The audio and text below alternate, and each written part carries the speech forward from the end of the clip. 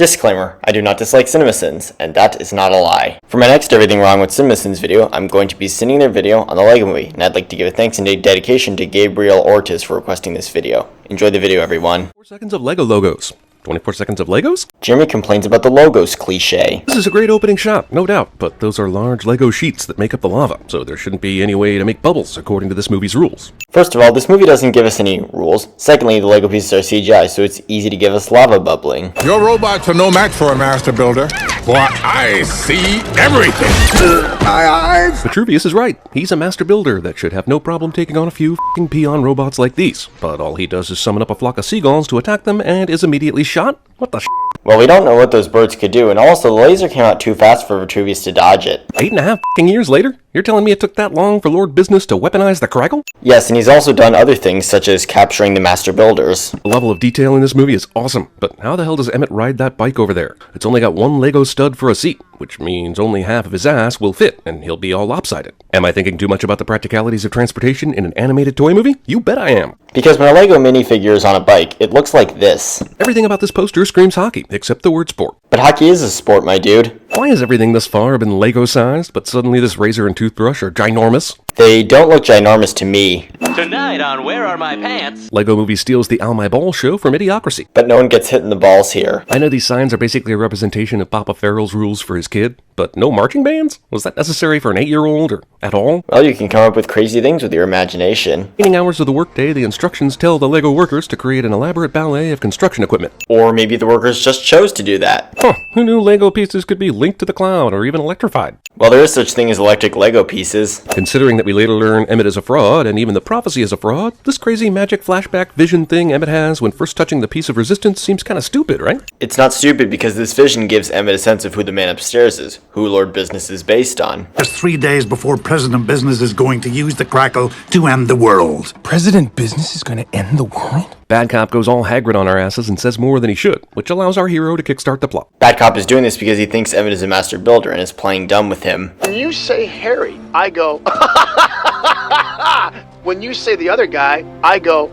Characters go to great lengths to describe how aggressively average and inconsequential Emmett is. Why are you treating this as a sin of this film? This is showing Emmett realizing they didn't like him as much as he thought they did. Wildstyle is such a lethal assassin here, it makes me wonder why they need a dozen heroes and a plan at the end of this movie, instead of just sending in Wildstyle and letting her go all berserker on the enemy. That wouldn't have worked because when she gets caught later, she does try to go berserker, but quickly gets captured. So if Wildstyle is this awesome at fighting, then why did she care that Emmett saw her earlier? Couldn't she have just run down to get the piece of resistance and whooshed on out of there? Well, Emmett was about to report her, so she would have gotten caught. Cut him off on Elm, now! Or whenever you can. 10-4, bad cop. Good cop should be reserved to interrogations, right? Otherwise he's just giving his crew mixed... The movie shows us that Bad Cop does not have control over his good cop side. No reason at all, the attic ladder falls down to give Emmett a ramp. This is you just saying what has just happened in the film. Where are we? Titles on screen responding to an in-movie character's question for the viewing audience's benefit. This is meant to be a joke in response to Emmett's question, my dude. And we search for the piece of resistance, the only thing that can stop the Craggle. You're telling me the original cap to the superglue is the only thing in all the varied Lego kingdoms that can cover and stop the flow of superglue from the superglue container? Well, Finn is the one creating this story, and if he wanted the glue cap to be what stops the crackle, then it's what they need. We're going to use the Craggle to end the world in 3 days. Taco Tuesday. Yeah, but it's only Taco Tuesday in Bricksburg.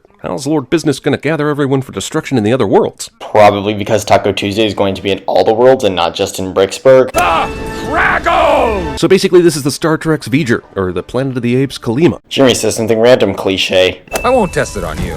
I'll do it on your parents. Lord Business imports Bad Cop's parents' entire house, instead of just abducting the two of them and craggling them to a random Lego piece. Pointing things out on the screen. Also, as an aside, is Lego sex the most basic thing ever, or what? Hey, my rounded peg would seem to fit in your rounded hole. Come, let us attach and unattach ourselves together repeatedly for a few minutes. Jeremy makes an inappropriate comment cliche. Damn, this kid even managed to imagine a hooker in the saloon. This kid's like 8, right? And if you were paying attention to the movie, you'd know that Finn didn't construct the Lego worlds. The man upstairs did. Meet me upstairs in 10 seconds. This is hilarious, but why would the Octon Title Card Company make silent title cards for what is the protagonist's adventure? More importantly, why make title cards for anything? Comedy, which I know you're aware of. Your mind is already so prodigiously empty that there is nothing in it to clear away in the first place. Is this the silliest movie Morgan Freeman's ever appeared in? No! He was also in Ted 2, Now You See Me 2, and Dolphin Tale 2. I know, crazy, right? Still. This Sin, isn't you saying something wrong with this movie, just you naming other movies that Morgan Freeman was in?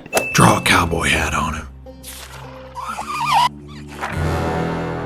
But wait, don't half the people in this saloon have a cowboy hat? And isn't the point that everyone has the same face, so common hats wouldn't make a difference? Nobody has the same face in this movie, and Sheriff Not a Robot recognizes Emmett since he wore a cowboy hat earlier. Goodbye. Boom. After hundreds of shots by his minions at the hang glider, Bad Cop takes them out with one shot. These robot cops should just be stormtrooper figures. That doesn't happen, so why is this a sin? Again, why not do this in the first place? Because bad guys don't always think ahead. It's part of storytelling. Rest in pieces. Way to make this yet another Batman scene involving Ra's al Ghul and a speeding train. Hell, they threw in Lucius Fox somehow too. Jimmy says something random, cliche. So if this universe is based on the playset that the kid is using in the real world, where is Cloud Cuckoo Land? It's big and complicated enough that the dad would have noticed, and it's obviously adjacent to one of the traditional sets. Cloud Cuckoo Land is actually one of Finn's own personal Lego sets. Strange, dangerous relics that entrap, snap, and zap. How are those used against you again? Every single part of this story shows you getting your asses kicked by all the dangerous stuff in the tower, but here, the relics are just sitting on their pedestals, being used by nobody. 1. Just because we didn't see something doesn't mean it didn't happen. 2. Two relics were used to erase good cops, so they're still dangerous. Emmett and company had to ride a rainbow bridge up to Cloud Cuckoo Land, but this pirate drops out of it into the water with no sign of any kind of rainbow bridge in sight. Is the rainbow bridge temporary? Or does the movie just not give a shit about Cloud Cuckoo rules? That's because the rainbow disappeared when Batman parked the Batmobile. Well, at least it can't get any worse. Every time a movie character says this, an angel gets its wings, ripped off by a god-sized pair of pliers. This seems to be just you naming a movie trope, not pointing out something wrong with this part of the movie. To the Batmobile. Dang it. To the invisible jet! Dang it. Wow, in a total dick move, Wonder Woman must have parked her jet literally on top of the Batmobile. No, she didn't. The Batmobile and the Invisible Jet were in different places, which you can see in these screenshots. No! We must protect the peace! I guess Lego Superman doesn't have the power to just end this entire attack by Bad Cop right now. Well, Bad Cop has a ton of ships by his side, which I think would be hard for one character to take on. Y'all ready for this?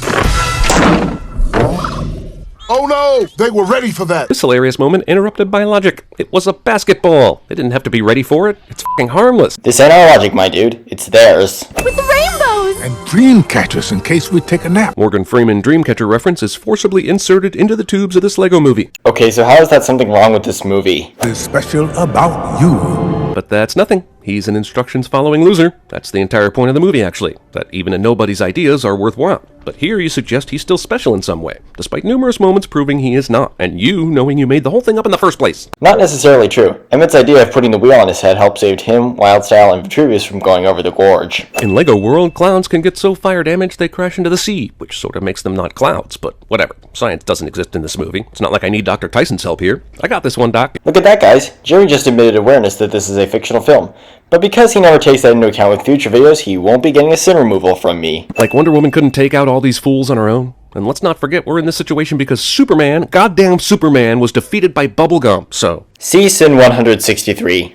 No, every time water has been shown in this movie, it has been flat sheets or little one pieces of blue Legos. So them traveling through this sea of actual water is a freaking lie. But that was on the surface. This is underwater, my dude. Emmett's much maligned double-decker couch actually saves the day, but how did these assholes fit in the seat cushions? This isn't the Millennium Falcon's secret compartments here. Emmett previously said that the seats on his double-decker couch flip up and have coolers underneath. It's follow the instructions. Emmett says this, and it definitely sounds brilliant, but then their plan ultimately involves very little instruction following and a metric ass ton of improvisation. Well, building the Octan spaceship is a big part of Emmett's plan, which they built with instructions. Yeah, but according to your precious instructions. He made that with markers, construction paper, and glitter glue. Really? No, he used them to create his plan. Apparently, Emmett's planned spaceship that looks like President Business's spaceships calls for a hyperdrive. They got to this point in the Lego world by train, horseback, and a floating double-decker couch. So a hyperdrive is not needed to get to President Business's tower. Because it's what's required in the instructions, which you just said. Metalbeard is suddenly a goddamn transformer and can turn into an object 1/10 his size, like a f***ing copy machine. This is all new information presented as fact. This seems to be just you saying what has just happened in the movie. Not only is the first thought robot soldiers have when they see a copier to photocopy their asses, but Metalbeard transformed into a functional copy machine? Really? Yeah, that's what we've been shown. Step 5. Vitruvius will provide lookout and make sure we're not being followed.